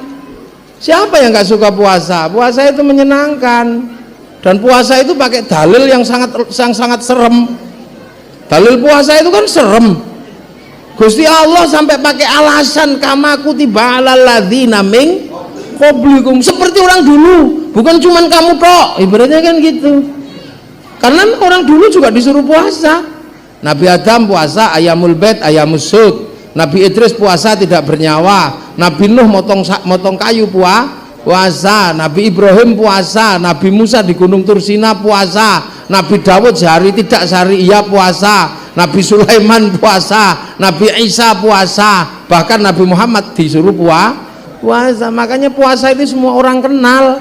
Agama Zoroaster juga mengenal puasa. Agama Hindu namanya upawasa, tidak makan tidak minum persiapan moksa.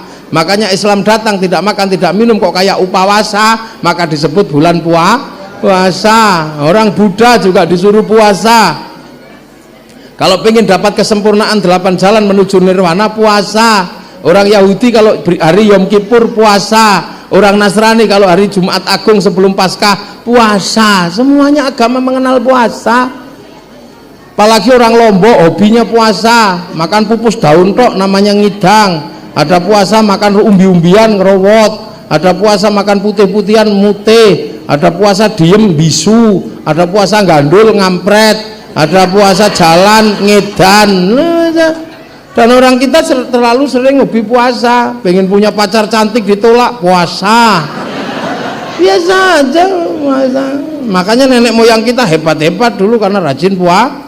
Bismillahirrahmanirrahim, sakit gigi sembuh. Begitu sekarang orang takut puasa, maka orang tidak ada yang kuat. Jangankan sama hewan, sama melinjo takut. Ini melinjo ndak samurat. Ini santan enggak kolesterol. Begitu masuk rumah sakit sama dokter disuruh puasa. Lah itu makanya terus pakai halal bihalal saking senengnya. Ya, orang Indonesia biasa begitu. Ajarannya satu, banyak tapi variasinya indah. Haji, orang Indonesia, orang Nusantara haji, nggak bisa langsung ke Mekah, ngantrinya 20 tahun. Maka sebelum ke sana latihan dulu di alun-alun Lombok Barat. Lampeng saja. Ka'bahnya triplek, kan gitu. Terus sama Profesor Masnun diantar semua ke asrama haji. Yang pergi ke asrama masuk asrama, yang ngantarkan belok kebun binatang biasa. Itu Indonesia. Ya itu ahli sunnah wal jangan usah ribet.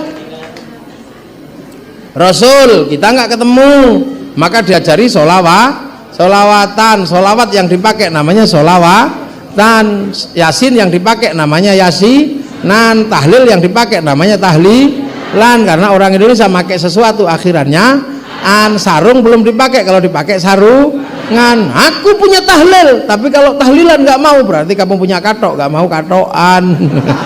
Itu aja, punya sarung nggak mau sarungan. Lah maka kita punya sholawatan, ada yang marhaban ya nurul ali, marhaban marhaban. Ini santri yang muda, yang tuwek. Halo ya Nabi, salam alaika. Yang tua biasa. Kalau ibu-ibu, ya Rasulullah salamun alaik. Hafal tuh Bu? Ya Rabbi Aisyah Fatayyaji ya ilal jud ya ilal jud ya ilal jud wal duhai senangnya pengantin baru santri. Lah ini muridnya ulama yang di Lombok, yang di Jawa. Ya Nabi salam alaika, ya Rasul salam alaika. Anglia numpak. Ya itu yang di Jawa. Yang di Sunda ya Rasulullah salamun alaik. Lilin cece Sunda. Yang orang Banjarmasin ya Rasulullah salamun alaik ya Rafi asyani wa daraji fatayajul rotal alami ya uhailal ju diwal karomi kota baru gunungnya Bamega. Lah itu kalau tidak muridnya ulama nggak bisa. Makanya begitu Habib Syekh datang Habsyian, orang-orang sini sudah cinta sama Rasul, sudah cinta, makanya sholawatan ya puter ada gendera sleng ya naik. Nah akhirnya yang tidak mau sholawatan nggak punya mahabbah, nggak punya cinta, akhirnya selalu protes. Apa sholawatan kok pakai joget? Loh ini cinta itu joget biasa. Ketemu pacar jauh, yes ya. Kita pun akhirnya ketemu, yes ya, biasa. Apa kalimat sholawat itu berlebihan? Anta syamsun, anta badrun. Itu berlebihan loh. Cinta dari dulu berlebihan. Dek, wajahmu seperti purnama. Biasa. Loh ya tuh. Ya Rabbi bil Mustafa baligh maqasidana. Apa itu Rasul menyampaikan hajat? Berlebihan itu musyrik. Kalimat cinta itu kalau dilihat secara fikih banyak yang musyrik. Dek, sehari aku tidak bertemu denganmu, mati aku. Ya musyrik, masa nggak ketemu sehari mati? Jangan dibahas kalimat cinta itu. Konslet sampean. Ingin ku mati bila tak ingat dosa. Ingin rasanya aku pulang ke rahim ibu. Itu kalimat cinta sampean bahas, tawur itu ribut. Nah ini bahasa cinta. Roma Irama pacarnya mati, kalimatnya musyrik. Ku tahu rumus dunia. Emang kamu ngerti rumusnya dunia? Kayak Allah aja. Iya kan? Pacar hilang, tanya Allah. Seandainya aku bertemu Tuhan, akan kutanyakan tentang dirimu. Coba. Masa pacar hilang tanya Allah?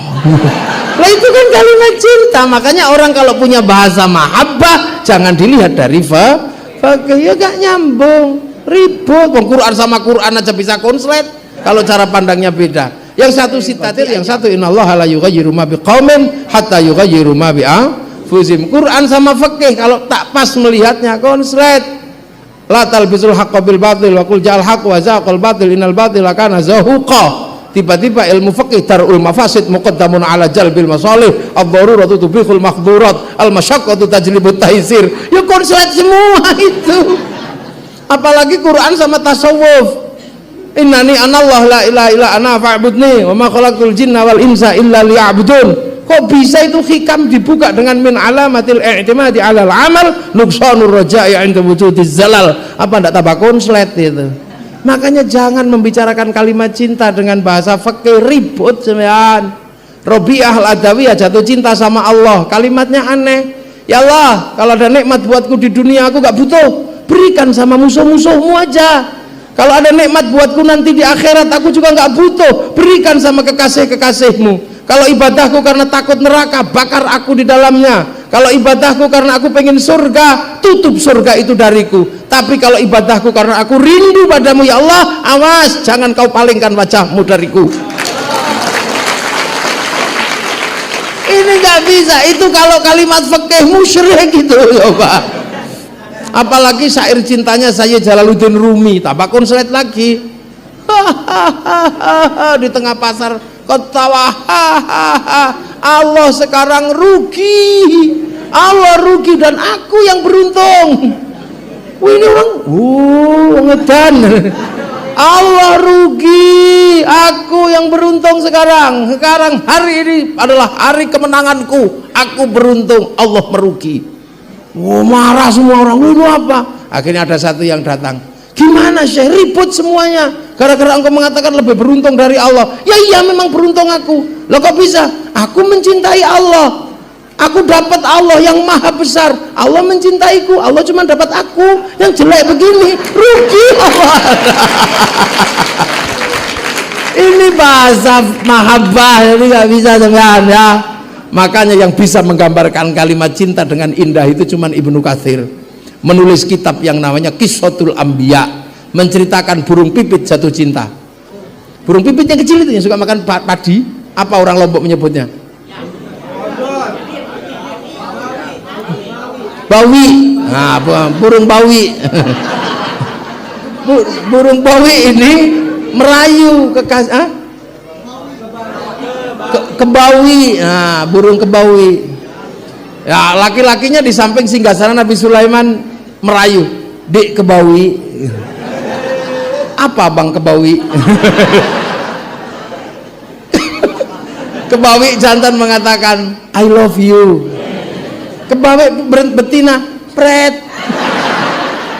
Akhirnya si kebawi jantan ini lupa, langsung marah, "Dek kebawi, aku mencintaimu, aku benar-benar mencintaimu, jangan kau sepelekan cintaku padamu. Kalau aku harus membuktikan cintaku padamu dengan meruntuhkan kerajaan Sulaiman, akan aku runtuhkan kerajaan ini, akan aku hancur leburkan, kan ku porak-porandakan, kan ku rebut mahkota Sulaiman, ku persembahkan padamu sebagai tanda cintaku padamu." Ini kebawi laki-laki, kebawi betinanya senyum-senyum tak. Nabi Sulaiman yang mendengar itu ketawa, "Ya Allah, kebawi segini mau menghancurkan kerajaanmu." Nabi Sulaiman, we mulutmu itu loh. Si kebawi langsung, "Ya Sulaiman, jangan begitu, mengertilah, aku cuman kebawi kecil, nggak mungkin menghancurkan kerajaanmu, tapi inilah kalimat kebawi kalau lagi jatuh cinta."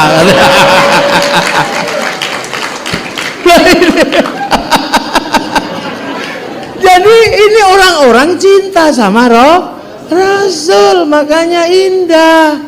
Nah itulah makanya tidak usah ribut. Ternyata memang ulama-ulama ini punya cara yang paling indah untuk menghantarkan wal jamaah paling bawah. Dengan cara apa? Dengan cara menggunakan cara-cara yang paling baik. Nah itulah Indonesia.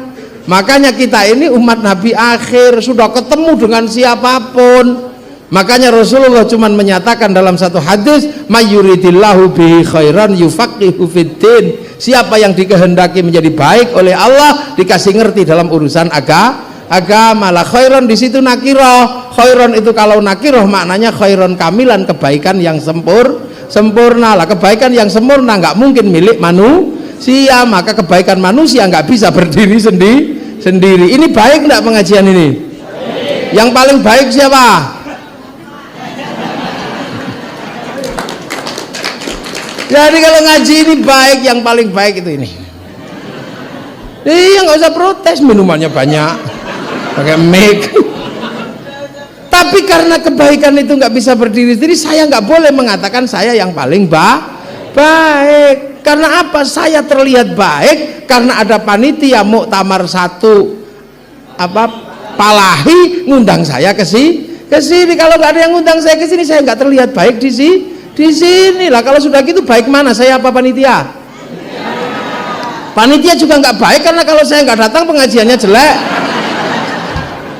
Loh, itu baru 2 kebaikan udah ribut. Saya dan panitia ribut. Apalagi kalau yang depan ini ikut-ikutan. Kami kiai yang bikin baik. Lah kenapa? Kalau nggak ada yang datang kiai bukan pengajian. Nah apa? Cek sound. Itu 3 udah ribut. Kemudian yang ribut lagi yang di belakang. Kami yang baik kiai apa? Yang ngasih makan. Oh ya, makan aja, Allahumma barik lana. Padahal mulut-mulutnya sendiri kalau keselak sendiri, tapi barik lah lana. Mutakalim ma'al ghair, bukan mutakalim ada. Karena apa? Karena makan itu nggak berdiri sendiri. Yang nanam siapa, yang masak siapa, yang bikin rice cooker siapa, yang bikin korek api siapa, yang bikin sumur siapa, yang bikin bumbu siapa, yang bikin cobek siapa. Dan kita nggak pernah tahu yang bikin cobek pas airnya kurang, jangan-jangan dikencingi, kan kita nggak ngerti.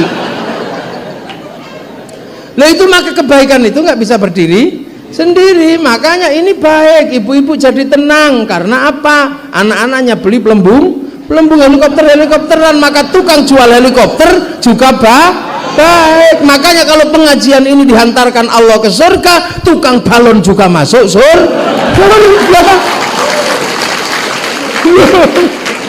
Iya, tukang sonnya masuk surga, tukang syuting masuk surga. Dan siang hari ini kita ketemu dengan semua bangsa. Orang Jepang nggak datang tapi dia kirim mic.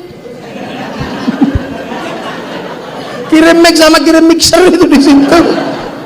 Orang Jepang nggak datang tapi kirim mic. Orang Korea nggak datang tapi kirim Samsung. Tapi ini bersatu semua. Orang Cina nggak datang tapi kirim kipas angin, Mas Pion. Bikinannya oleh Marcos. Maka jangan mudah umat Rasulullah itu jelek-jelekin orang. Jangan-jangan kita sendiri sedang berada di ruang yang kita jelekkan. Cina kafir, hancurkan Cina. Kipas angin kita Mas Pion. Kerudung ibu-ibu kita kerudung Paris, kain murah buatan Cina dan pantas dipakai. Ya saja, peci haji kita peci Cina. Tukang terbang terbuat dari kayu dan kulit, tapi paku untuk menancapkan kulit pinesnya dari Cina. Jangan bank haram. Kalau bank haram baca Quran haram, karena percetaan ini utang dulu ke bank sebelum dibeli oleh Depak. Loh, ini kita ngeprint itu print outnya itu yang bikin orang Jepang. Loh, kita kemana-mana pakai mobil bikinan Jepang. Lo biasa biar anaknya jarang keluarnya bikin kondom buatan Korea lah. Lo jadi hidup itu nggak bisa berdiri sendiri. Maka umat Rasulullah jangan sok-sokan. Nah yang bisa seperti itu sekarang tinggal siapa? Santri-santri Nahdlatul Ulama. Yang lain mulai lupa diri. Makanya kebaikan yang dicita-citakan malah hancurkan. Khilafah malah hancur Timur Tengah. Mending kayak kita biasa aja, muridnya ulama, nggak bersih-bersih amat. Habis ngaji ada yang keluar bandar dadu, ada biasa aja, ada bandar togel gitu. Ada yang habis pengajian adu ayam, ada biasa aja muridnya ulama. Yang enggak kan kiainya enggak. Tapi kalau yang di sini ada yang senengannya maghrib toh, ada yang sholatnya Allah Akbar. Ada biasa aja muridnya ulama macam-macam. Ada yang habis ngaji, ada.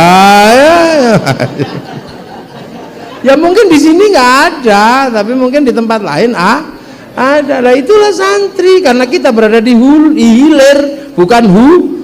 Sungai kalau di hulu bersih, kalau di hilir ya macam-macam. Ada bangkai ayam, ada bangkai apa. Ya inilah isinya. Maka jangan terus kita murnikan, ya habis. Akhirnya apa? Dimurnikan di Timur Tengah, hasilnya apa? 150 juta jadi pengungsi ke Eropa dan semuanya tidak ada yang menyembah Allah. Ini pemurtadan syar'i namanya. Mending kita biasa aja. Ada yang pakai jilbab begitu, ada yang pakai begini. Sudah, iya kan? Nah, inilah Indonesia indah. Ketemu tetangganya, gimana Pak? Ya. Lah ini muridnya ulama. Begitu mari kita tegakkan, ya protol semua habis. Kita ini kadang lupa bahwa kita ini pangkat muridnya ulama. Kalau baik sudah nggak bisa berdiri sendiri, campur Yahudi, campur Nasrani. Makanya wa ala ali Sayyidina Ibrahim, ketemu semua bangsa, makanya wukuf di Arafah. Begitu itu kita ingkari, jebol. Makanya seluruh dunia sekarang sedang bergantung sama Nahdlatul Ulama. Arab punya Islam tapi cuman punya fikih, tidak punya tasawuf, kerasnya luar biasa. Afrika punya tasawuf, gak punya fikih, liberalnya luar biasa. Eropa punya kalam tapi tidak punya fikih, zindiknya luar biasa. Yang masih utuh punya 3 ada di Indonesia, tasawuf punya, fikih punya, kalam punya, dan itu Nahdlatul Ulama. Itu makanya biar kita ini nggak lupa muridnya ulama, diajak khol, ziarah kubur gitu. Iya, akhirnya kita bisa ziarah ke kuburan guru kita. Sampean orang Lombok karena warga NU ziarah ke Jombang ke makamnya Kiai Hashim. Akhirnya apa? Orang Lombok mencintai Jombang. Begitu orang Lombok mencintai Jombang, suruh ngebom Jombang ya nggak berani. Wong di situ ada makamnya Kiai Hashim. Suruh ngebom Surabaya ya nggak berani. Wong ada makamnya Sunan Ampel. Tapi yang nggak mau ziarah kubur, nggak mau khol, ya blang-blung di mana aja ya berani, nggak ada yang ditakuti. Maka tidak akan pernah tumbuh teroris dari santri Indonesia. Saja. Makanya Pak Kabak Intelkam nggak usah khawatir, iya ya, Bir Intel nggak usah khawatir, nggak akan tumbuh teroris dari santri. Yang ada itu tetangganya santri, yang ngaku-ngaku santri itu. Nah tapi sekarang sudah mau campur ini, hati-hati. Maka harus tahu bedanya dikit-dikit, karena mereka sudah mau semua sekarang. Dulu Sayyidina nggak mau, sekarang mau. Tapi Nabiyina, Baginda, Rasulina, tapi Sayyidina masih nggak mau. Nasi tumpeng nggak mau, tapi nasi kotak mau sekarang. Ilaruhi nggak mau, tapi semoga arwahnya mau. Suwuk nggak mau, tapi ruqyah mau. Alat musik nggak mau, tapi mulut mau. Tum. Makanya mereka sering, mari kembali kepada Quran dan Sunnah. Ya saya cuma jawab, ya kembalilah, wong kamu pernah pergi, aku belum pernah kemana-mana, kamu suruh kembali. Aku masih seperti yang dulu biasa aja. Ya. Lah makanya Islam itu indah ketika ada santri yang bisa mengukur diri dalam satu kepangkatan muridnya ulama. Lah inilah santri Indonesia yang tetap mensepakati hidup bersama dalam negara kesatuan Republik Indonesia. Amma ba'du. Loh ini baru mukodimah. Ini baru ama batu, belum mulai ngaji saya. Loh yang ngaji kan ama batu dulu. Loh, setiap kiai ngaji mukodimahnya ama batu. Loh iya, kalau ama batu berarti baru mukodimah. Nah ini belum mulai ini. Loh jadi biasa aja Bu ya, muridnya ulama biasa ini ya. Pakai kerudungnya begini. Oh, usah pakai yang begini-begini itu. Burqah itu bukan menutup aurat, menutup mata. Kalau menutup aurat begini nih. Nah di Arab mesti ditutup matanya karena biar nggak kelilipan. Loh karena orang Arab itu 2 yang jelek itu, satu warnanya matanya merah, yang kedua yang ketawanya kayak khimar. Berhala-berhala Arab dulu itu matanya dimerah-merah, maka kalau perempuan berwarna merah matanya itu tidak laku nikah karena matanya seperti mata berhala. Makanya ditutup burqah biar tidak kelilipan kena pasir. Yang kedua jangan sampai tertawa seperti khimar, hehehe, jangan, karena di sana khimar atau bigol itu alat angkut, yang alat naik orang itu kuda. Nah alat angkut itu khimar, ketawanya hehehe gitu. Makanya perempuan-perempuan nakal di Arab itu suka buka jendela, ada laki-laki lewat, hehehe, itu tanda cari omprengan gitu aja. Cari ojek itu. Tapi di sini nggak apa-apa, wong di sini juga nggak ada istilah begitu-begitu, biasa aja. Nah, nanti paling ya ketemu Rasul sana nanti, assalamualaikum ya Rasulullah, oh sahabat, assalamualaikum, oh dari Baghdad, orang sini ya nak, ya Rasulullah, salamun alaikum, deneng. Paling Rasul nanya, dari mana itu? Lombok ya Rasul. Nah itu lagu apa? Dangdut. Rasul kan paling rindu dengan kita. Iya, Rasul itu pernah satu ketika setiap pagi Rasul itu sahabat kan datang. Sahabat datang bawakan minuman, bawakan makanan. Satu pagi nggak ada yang bawa air, girbah semua sahabat itu kosong. Siapa yang bawa air? Nggak ada ya Rasul. Maaf lupa. Akhirnya Rasul mengeluarkan mukjizat, dari tangan keluar air, semua wudhu, semua minum. Setelah itu Rasul nanya, siapa sih di antara kita ini yang paling baik imannya? Ya penjenengan ya Rasul. Ya enggak lah, wong saya nabi, ya biasa aja. Sahabat ya enggak, biasa aja. Sahabat ketemu aku, malaikat apalagi ketemu Allah. Lah siapa iman yang paling baik? Iman yang paling baik adalah mereka yang nanti di belakang hari yang sudah tidak ketemu aku tapi percaya dan beriman kepadaku. Merekalah yang paling kurindukan nanti di hadapan Allah. Jadi yang dirindukan Rasul kita, yang jelek-jelek, pesek-pesek ini. Makanya Nabi salam alaihi, biasa aja. Dan kiai nggak ngarang sholawatan macem-macem. Wong sholawatan itu memang Nabi. Wayang itu kan bahasa Jawa tok bagusnya. Bahasa Indonesia jelek. Om bumi gonjang-ganjing langit kelap-kelap. Bahasa Indonesia, bumi berguncang-guncang langit berkedip-kedip, jelek. Indonesia Raya itu bagusnya bahasa Indonesia dok, bahasa Jawa gitu jelek. Indonesia lemah banyuku, ini enggak bagus. Kalau bahasa Lomboknya apa? Indonesia tanah airku. Adzan bagusnya ya cuman begitu, diganti apa-apa jelek. Hayya 'alas shalah.